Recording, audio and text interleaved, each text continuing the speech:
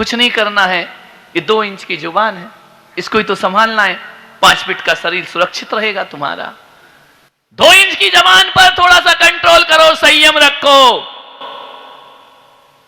मालूम है आपको प्रकृति ने आपको कान कितने दिए हैं? ये भी नहीं मालूम। कितने कान दिए? बाजू वाले के मत खींचो, अपना देखो। कितने कान दिए भगवान ने? 2 कान दिए हैं। काम कितने हैं दोनों कान के? ये वाला भी सुनता है और ये वाला भी। महिलाओं जैसा नहीं कि इधर सुना और इधर निकाला है। भगवान ने तो ऐसे ही बना कि इधर से भी सुनो इधर से भी सुनो, लेकिन ये तो इधर से सुनती हूं इधर से निकाल देती हैं। ध्यान रखना, कान का काम सुनना है। कान कितने? 2, काम 1। आंखें कितनी हैं? कितनी मिली हैं? बोलो भाई पीछे। 2 आंखें। ये वाली आंख क्या करती है? देखती है। ये वाली आंख क्या करती है? जब एक ही काम कर रही तो भगवान ने 2 काय को डाल रखी है? एक से भी काम चल जाता। काय को एक्स्ट्रा दे रखा, इतना तो संभलता नहीं और भगवान एक्स्ट्रा दिए जा रहा है। ध्यान रखना है। विचार करिए, नाक कितनी है? 1। नाक 1 होगी तो रामदेव बाबा अनुलोम विलोम कैसे कराएगा? दायां स्वर और बायां स्वर कहां से लाएगा? 1 नाक होगी तो। ध्यान रखना, ये भी तो 2 है ना, दायां और ये वाला सुर भी सुगंध लेता है और ये वाला भी।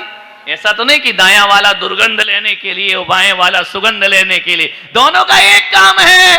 नासिका द्वार 2 है काम। हाथ कितने हैं? 2। काम क्या है? ये भी वही काम करता है, ये भी वही काम करता है। पैर 2 हैं, एक पैर भी चलता दूसरे पैर भी चलता। मैंने कहा अरे भगवान तेरी बनाई हुई प्रकृति में हर चीज 2-2 है, लेकिन काम एक ही है। लेकिन एक चीज अपवाद है। बोले क्या अपवाद है? मैंने कहा जुबान 1 है। सबके मुंह में जुबान कितनी है? बोलो। 1 जुबान, काम 2। मैंने कहा ऐसा किसी ना इंसाफी करी, जो 2 है उनसे 1 काम और जो जुबान 1 है उससे 2 काम। बोले मैंने कहा भगवान ऐसा क्यों किया? जो 1 है उससे डबल काम। बोले ऐसा है बेटा, तुम अभी समझते नहीं हो। जब जिठानी पीहर चली जाए तो देवरानी को डबल काम करना पड़ते है। ध्यान रखना, जो 1 होता है उसे ज्यादा काम करना पड़ता है। तो मैंने कहा ऐसा क्यों? बोले जुबान 1 है, काम 2 है। काम 2 है, काम 2 है, चखना और बकना। कितने काम है जुबान के? एक तो ये चखती है और दिन भर बकती बड़ बड़ बड़ बड़ बड़ बड़ बड़ बड़। मुंह चुप ही नहीं रहता है आदमी का। ध्यान, इतना बोलता इतना बोलता इतना बोलता है। दिन में बोले तो बोले, आदमी रात में भी बोलता है। पशु पक्षी भी रात में नहीं बोला करते हैं। ध्यान रखना है, आदमी रात में भी बोलता है। और रात में बोले तो छोड़ो, ये आदमी ऐसा है नींद में भी बड़ बड़ बड़ बड़। कई नींद में बोलते रहते हैं। ध्यान रखना, कई को देख लेना। मेरे कमरे में पहले एक आधे हमारे स्टाफ के लोग सोते नींद में ही बड़ बड़ बड़ बड़ बड़ बड़ बड़ बड़। अरे मैं उठ जाता था कि शायद दिन निकल आया, सामायिक करो, देखा तो वो असुर सो रहा है। ध्यान रखना है, तो नींद में भी बड़बड़ा रहा है। मान्यवर आपसे निवेदन है, कितना बोलता है आदमी, कितना बोलता है। और महिलाओं का तो नहीं, यहां वाली नहीं, ओबरी वाली। यहां वाली तो आगे चेत्री में बोलेंगी। ध्यान रखना, बोलेंगी जरूर। ध्यान रखिए। एक आदमी बोला महाराज आप कौन सा पुण्य कमा के लाए हो? अरे मैंने कहा मैंने क्या पुण्य किया है? बोले 2 महिलाएं चुप नहीं बैठती है तुम्हारे प्रवचन में, जिसमें चुपचाप बैठी हुई हैं। ध्यान रखना, वरना ये कभी बैठने वाली है चुपचाप? ध्यान रखिए मान्यवर, बोलना अलग एक कला है। एक बात याद रखना, यूं तो आदमी दिन भर बड़बड़ करता है, दिन भर बोलते रहते हो, लेकिन उसको बोलना नहीं कहा जाता, उसको बड़बड़ाना कहा जाता है। बोलना तो तब होता है ये दिन भर बोलती है ना। माइक पकड़ा दो इनको, फिर पता लगेगा कि बोलना कितना कठिन हुआ करता है। दिन भर तो कुछ भी अदवा तदवा बोलते रहो, लेकिन भरी सभा में जब माइक पे बुलाया जाता है ना, तो एक एक शब्द तोल तोल के बोलना पड़ता है, सोच समझ के बोलना पड़ता है। हकीकत में देखो तो आदमी बोलता जिंदगी भर है, लेकिन बोलना कभी नहीं सीख पाता है। ध्यान रखिए, आपसे निवेदन है, जुबान कब आती? जन्म होता है तो दांत बाद में आते हैं, जुबान पहले आ जाती है। दांत कब आते हैं? बोलो ना, मुझे थोड़ी मालूम है, मैंने बच्चे पाले हैं क्या? कितने महीने बाद आते हैं दांत? पैदाइशी आते हैं क्या? बोलो, इनसे क्या पूछना, तुम बता। 1 साल बाद? 1 साल मुझे कंफर्म नहीं है। आदिश, साल भर या तुरंत आ जाते हैं? नहीं, कई लोग तो पेट से दांत लेके आते हैं। विचार करिए, साल भर बाद दांत आते हैं। जुबान, जुबान कब आती है? कितने साल बाद?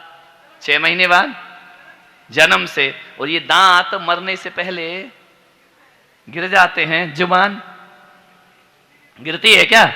हाँ गिरती है महाराज। जब शादी विवाह और जीवन हो तो फटाफट जुबान गिर जाती है, ध्यान रखना।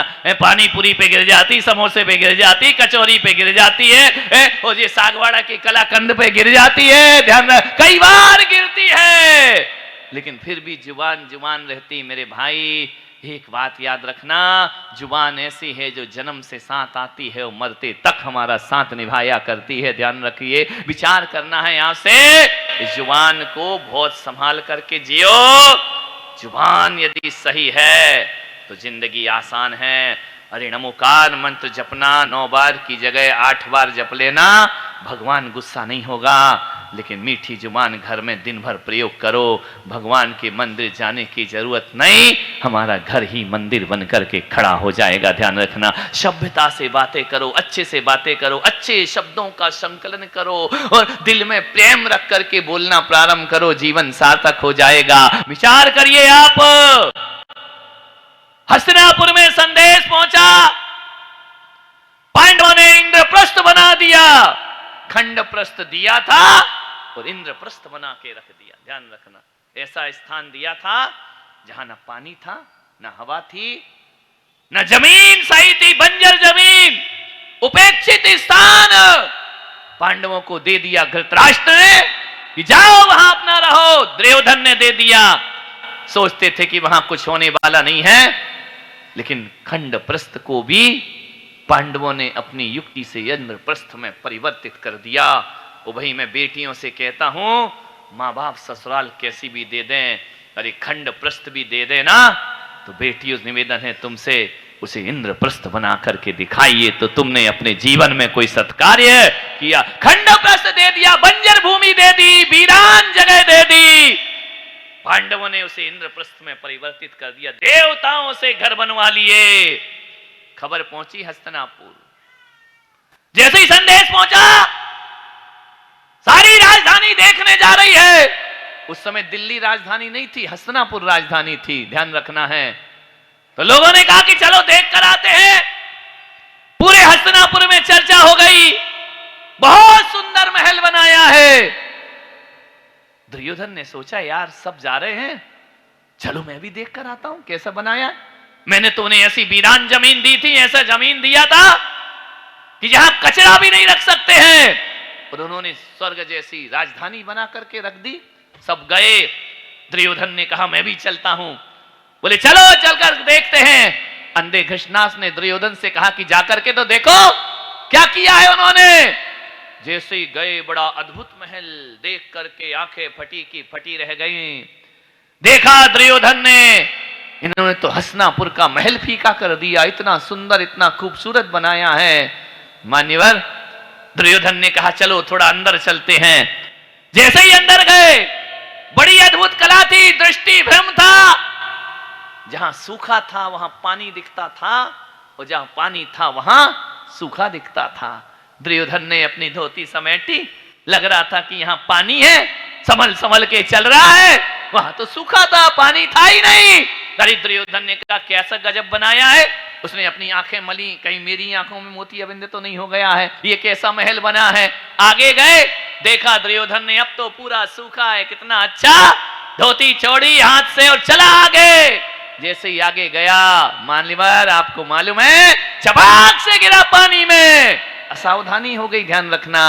ऊपर महल के झरोखे से द्रौपदी देखती है, मैं आपसे निवेदन करता हूं, जीवन में हंसना चाहिए, मुस्कुराना चाहिए, लेकिन हंसना कहां चाहिए और कैसे चाहिए इसका भी ध्यान रखना चाहिए। हर जगह हंसना जरूरी नहीं है। एक हंसी महाभारत खड़ी कर देती है, एक व्यंग्यात्मक हंसी। द्रौपदी ने देखा दुर्योधन पानी में भीग गया, द्रौपदी ने कहा कि देवर जी गिर पड़े, भीग गए। जोर से अट्टहास किया, अंधे का पुत्र अंधा ही होगा। अथ श्री महाभारत प्रस्तुत करता गोदरेज। ध्यान रखना है, अंधे का पुत्र अंधा, एक जुबान महाभारत की रचना कर दिया करती है। ध्यान रखना है। आपसे निवेदन है, एक शब्द ने पूरी खानदान तबाह करके रख दी। कितने बड़े संकटों को आमंत्रण दे दिया द्रौपदी ने, उपहास कर दिया। हंसो, खूब हंसो, लेकिन एक बात याद रखना, उस हंसी के पीछे किसी का दर्द नहीं छुपा होना चाहिए। ध्यान रखना, यदि दर्द छुपा है तो महावीर ऐसी हंसी को हास्य कसाए कहा करते हैं। ध्यान रखना है, हंसना बुरा नहीं है, हंसना चाहिए, लेकिन कब, कैसे और कैसे। वीणा की झनकार बन गई वाणी का वाण। ध्यान रखना, और महाभारत हो गए। द्रौपदी ने हजारों संकटों को अपनी ओर आमंत्रित कर लिया। ध्यान रखना, एक खराब शब्द, कौन सा शब्द किसको कब चुभ जाए कह नहीं सकते हैं। ध्यान रखना, मीठा बोलो, अच्छा बोलो, हितकारी बोलो, प्रिय बोलो। लोग कहते हैं कि सच कड़वा होता है, सच कभी कड़वा नहीं होता, तुम्हारे बोलने का अंदाज कड़वा होता है। ध्यान रखना, यदि सच को भी मीठा बनाकर बोल सको तो तुम्हें सत्य धर्म का, सत्यवादी कहलाने का हक प्राप्त हुआ करता है।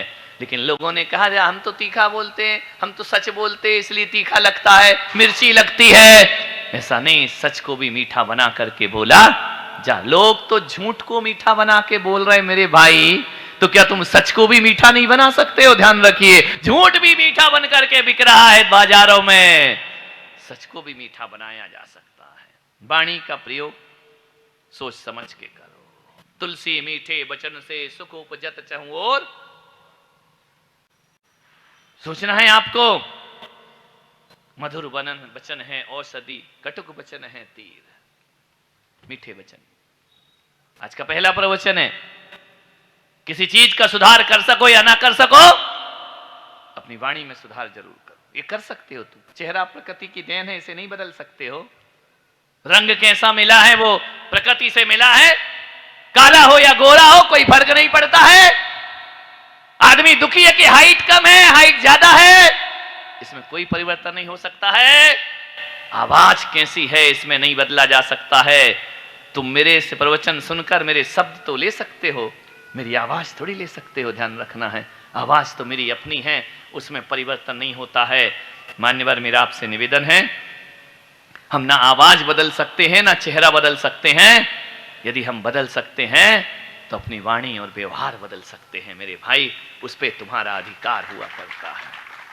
वाणी बदल लो, व्यवहार बदल लो, प्रभावी ढंग से बोलो, लोगों के हृदय को छूने में झंकृत हो जाए। मान्यवर, निवेदन है, यदि बहू को अरे तुरे करके बोलोगे तो लौट के जवाब वही आएगा। ध्यान रखना है, यदि बहू को बहू रानी करके बोलोगे ना तो वो भी तुम्हें मम्मी जी कह करके आवाज देगी। ध्यान रखना है। एक बात बताओ, महिलाओं से निवेदन है, पुरुषों से निवेदन है, तुम्हारे घर में मेंबर है, सदस्य है, परिवार है, हर बड़ा आदमी, हर बुजुर्ग, हर उम्र दराज आदमी चाहता है कि हमसे छोटे हमसे झुंझला के बात करें या प्रेम से बात करें, ईमानदारी से। तुम क्या चाहे, तुम्हारा पति बदतमीजी से बोले या इज्जत से बोले? ये बता दो, अभी वो कुछ नहीं कर लेंगे, मैं बैठा हूं। कैसे बोलना चाहिए? नहीं, हर दिल से बताओ। है पति महंगा हार लेकर आए गोवड़िया ज्वेलर्स से, या कुछ नहीं लाए, मीठा बोल दे, कैसा चाहिए पति बोलना? नहीं, अभी छाती पे पत्थर रख के मत बोलो, तुमको चाहिए तो हार ही है, चाहे मार के मिले, जैसा हार आना चाहिए। ध्यान रख, क्या कैसा बोले?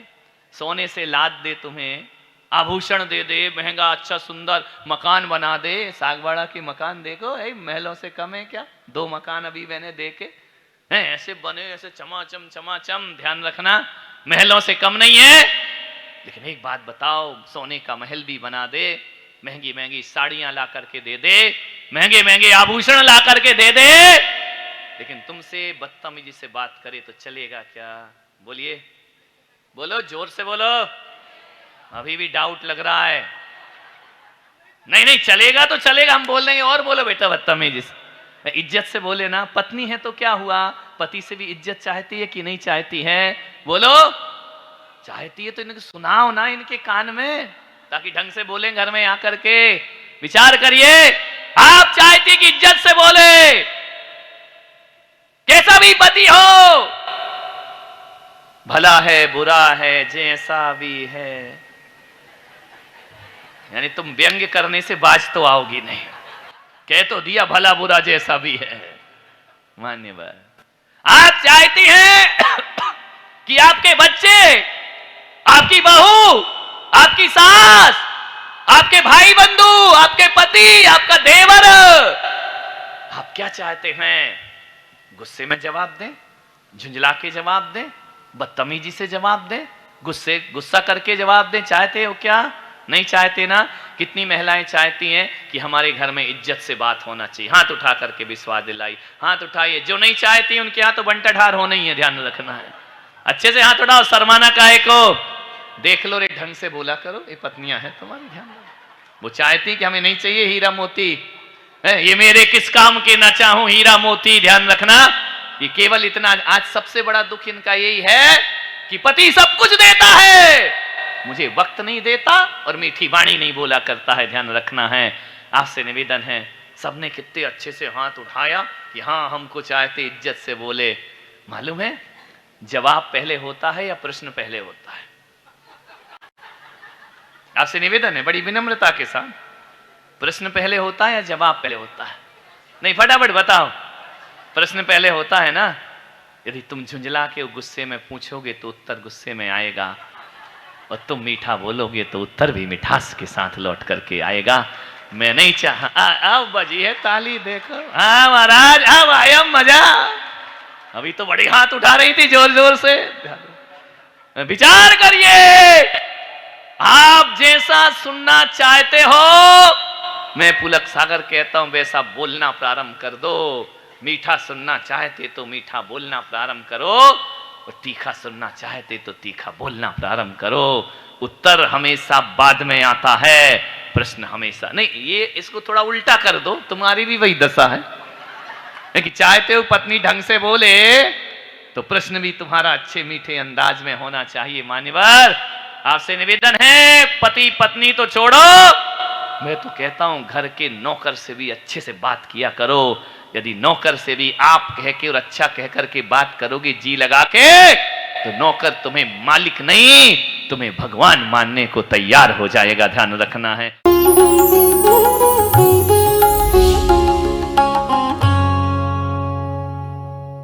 भगवान महावीर के अमर संदेश जीव दया की राह पर चलते हुए भारत गौरव राष्ट्र संत आचार्य श्री पुलक सागर जी गुरुदेव की प्रेरणा से वात्सल्य धारा ट्रस्ट द्वारा संचालित एक महाअभियान शिक्षा और सेवा समय की मांग। वात्सल्य धारा एक समाधान, मानवीयता की दुनिया में बढ़ते कदम। वात्सल्य धारा एक प्रकल्प अनेक, सुशिक्षा, सुस्वास्थ्य शिविर, औषधि वितरण, वात्सल्य धारा रुग्ण वाहिनी, अहिंसा प्रसाद, माँ जिनवाड़ी संग्रहालय, जीव दया, गौ सेवा, कन्यादान, वात्सल्य धाम। सामर्थ्य अनुसार सहयोग धनराशि प्रदान कर हमसे जुड़े। बैंक खाता विवरण निम्नवत है, अथवा आप अपनी दान राशि दिए गए QR कोड को स्कैन करके हमें UPI द्वारा सीधे भेज सकते हैं। आपके द्वारा दिया गया दान आयकर की धारा ATG के अंतर्गत कर मुक्त है। पूछताछ हेतु हमें संपर्क करें 991098 7666 98109 00699।